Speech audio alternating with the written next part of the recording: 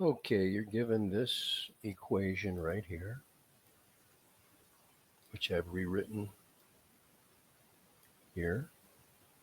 And you're also told that f of -3 is -1. We don't know what the f function looks like. It could be the equation, some polynomial function. It could be a rational function.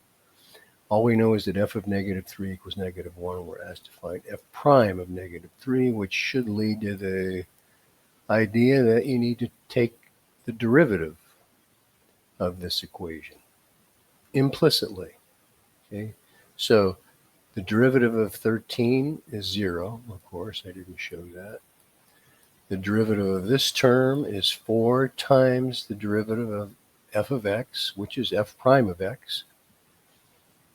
And then for this term here, we need to use the product rule.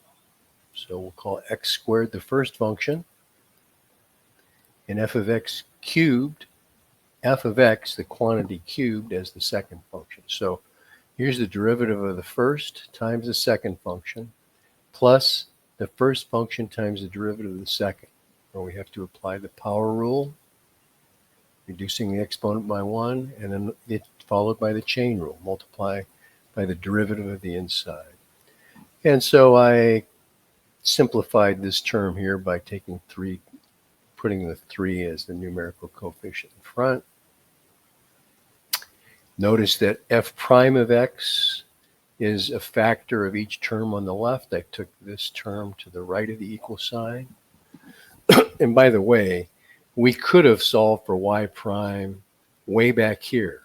You could just put -3 in for x and -1 in for f of x, and then solve for f prime. But here, I've gone through the steps to actually solve for f prime. And there's a formula for f prime now in terms of x and f of x. So f prime of -3 just means wherever you see an x, put in -3, and wherever you see f of x, put in -1. I'll let you work it out from there. Okay, there you go. Hope that helped.